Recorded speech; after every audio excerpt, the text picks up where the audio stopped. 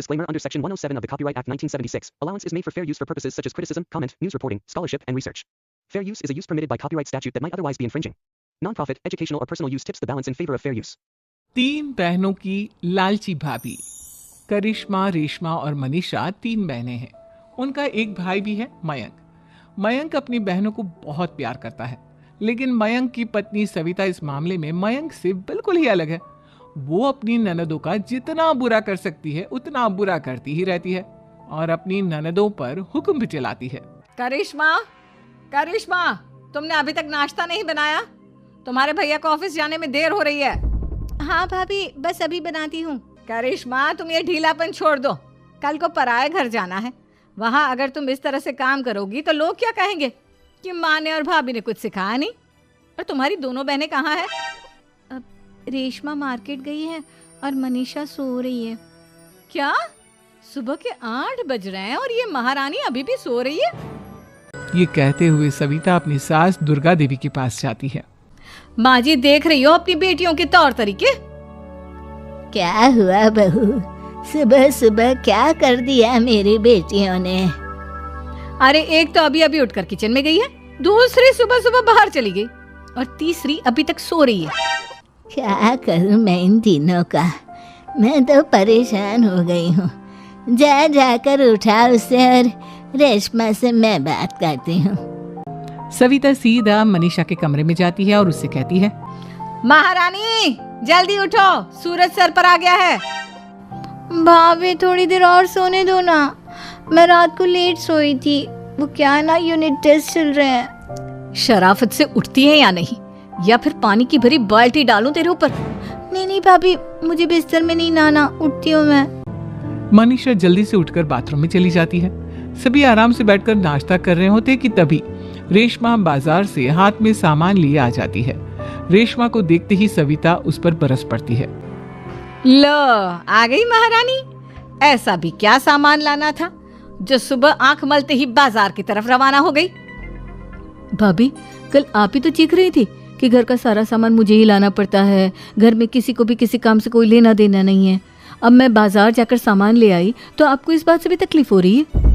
देख रही हो माँ जी, अपनी बेटी की जुबान कैंची से भी तेज चलती है। और मयंक, आप तो कुछ कहेंगे नहीं अपनी लाडली बहन को। रेशमा, अपनी भाभी से ऐसे बात नहीं करते। चलो माफी मांगो। भैया, मैं क्यों माफी मांगू? आप भाभी से बोलिए ना कि हम पर कम हुक्म चलाया करे। हम इस घर की बेटियां हैं और आपकी पत्नी की ननद है, नौकरानी नहीं। लो कर लो बात। इनकी भलाई के लिए कुछ भी बोलो तो इन्हें बुरा लग जाता है। इस घर में यही इज्जत है मेरी। देख लो माँ जी, आपकी बेटी किस लहजे में मुझसे बात कर रही है।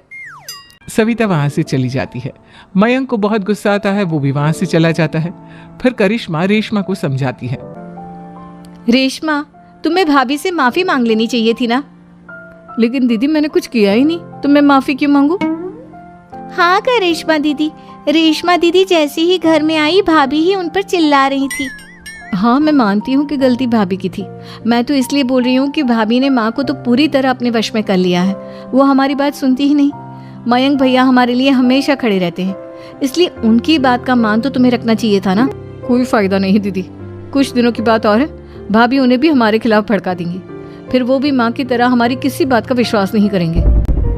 इसी तरह सविता अपनी तीनों ननदों को किसी न किसी बात पर परेशान करती रहती थी। एक दिन मयंक अपनी तीनों बहनों के लिए गिफ्ट लाया।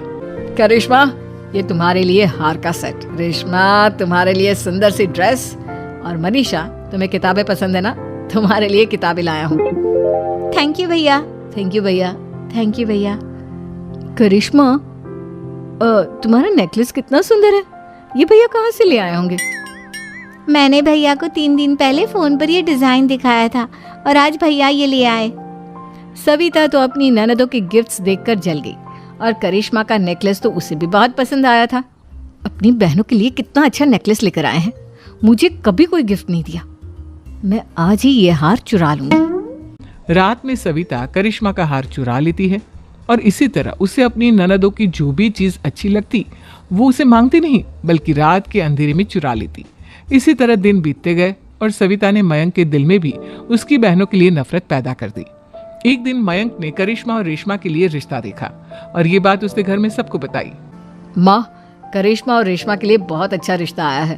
वो लोग कल इन्हें देखने आ रहे हैं। आप और सविता मिलकर सारी तैयारी कर लेना। ये सुनकर करिश्मा और रेशमा खुश हो जाती हैं, लेकिन सविता सोचती है, अगर इन दोनों बहनों की शादी हो गई तो घर और बाहर का काम कौन करेगा? मनीषा तो एक नंबर की कामचोर है, उससे तो किसी बात की उम्मीद लगाना ही बेकार है। मुझे इस शादी को रोकना होगा। अगले दिन सभी लड़के वालों के स्वागत की तैयारी करने में लगे होते हैं। तभी मयंक अपनी बहनों से आकर कहता है, तैयार हो गई तुम दोनों? देखो दोनों लड़के बहुत अच्छे हैं, मैं कोई कसर नहीं छोड़ना चाहता, इसलिए तुम उनके सामने अच्छे से बिहेव करना और अपनी भाभी से लड़ने मत लग जाना। करिश्मा, तुम वो नेकलेस पहन लो ना जो मैं तुम्हारे लिए लाया था। भैया मैं बहुत देर से वो नेकलेस ढूंढ रही हूँ, लेकिन मुझे मिल ही नहीं रहा। क्या तुमने नेकलेस खो दिया? तुम्हें पता भी है वो कितना महंगा था? तुम कोई काम ढंग से नहीं कर सकती। मयंक गुस्से में वहां से चला जाता है।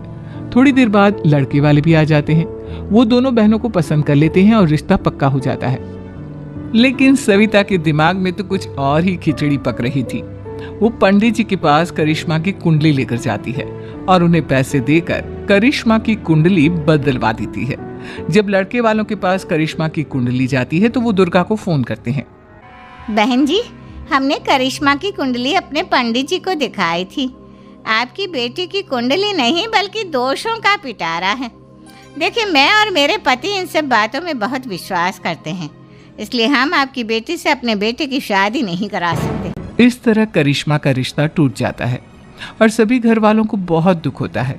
अब कविता सोचती है, चलो करिश्मा का तो रिश्ता टूट गया, अब रेशमा का भी रिश्ता तोड़ना है।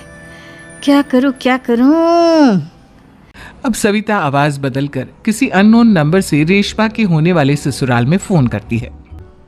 हेलो, मैं कौन हूँ कौन नहीं ये आपके लिए जानना जरूरी नहीं, बस इतना सुन लो कि रेशमा का 2 साल से किसी के साथ अफेयर चल रहा है। बस रेशमा का रिश्ता तोड़वाने के लिए सविता का इतना कहना काफी था।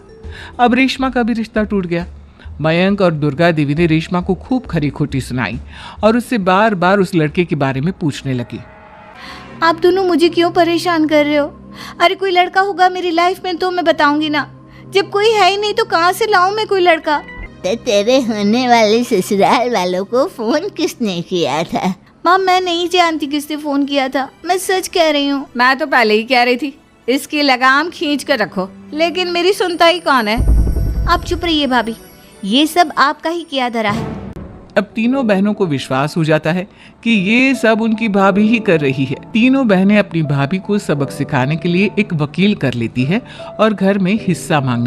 देखो भैया, माँ बाप की जायदाद में जितना बेटों का हक होता है उतना ही बेटियों का, इसलिए इस घर के 4 हिस्से होंगे और हमें अपना हिस्सा चाहिए। मैंने तुम्हारे लिए क्या क्या नहीं किया और तुम इस घर में हिस्सा मांग रही हो? भैया, आप और माँ हम बहनों की कोई बात नहीं सुनते हो और भाभी हमारी शादी नहीं होने देगी क्योंकि उन्हें लगता है कि आप हमारी शादी में ज्यादा पैसा लगाओगे और उन्हें हम जैसी फ्री की नौकरानी कहाँ मिलेगी। तो हम भाभी के साथ तो रह नहीं सकते, हम बहनों को अपना हिस्सा चाहिए। अरे तुम्हें शर्म आनी चाहिए अपने भाभी पर ऐसा इल्जाम लगाते हुए। वो तुम्हारे बारे में कितना सोचती है। हाँ माँ, भाभी हमारे बारे में बहुत सोचती है, दिन रात बस यही सोचती रहती है कि किस तरह से अपनी तीनों ननदों को परेशान करूं और कभी मुझे पढ़ने भी नहीं देती। दोनों बहनों का रिश्ता भी तो इन्होंने ही तोड़वाया है और रात में हमारे कमरे में आकर हमारी चीजें भी चुराती हैं। इसी तरह सविता की तीनों ननदें अपनी बात पर अड़ी रही। अब कोर्ट में तारीख भी शुरू हो गई। जब सविता को लगा कि उसकी तीनों ननद इतनी आसानी से नहीं मानने वाली, तो उसने अपने पति और सास को सारी सच्चाई बता दी और अपनी तीनों ननद से माफी मांगी। मयंक और दुर्गा को भी अपनी गलती का एहसास हो गया। अब सविता खुद करिश्मा और रेशमा के लिए अच्छा रिश्ता ढूंढती है और उनकी शादी करवाती। दोस्तों वीडियो अच्छा लगा हो तो वीडियो को लाइक करो, चैनल को सब्सक्राइब करो, बेल नोटिफिकेशन ऑन कर दो ताकि आने वाली सभी वीडियो आप लोगों को मिल सके। हाँ, आप लोगों को मिल सके। और वीडियो कैसी लगी कमेंट में जरूर बताना। तब तक के लिए बाय बाय।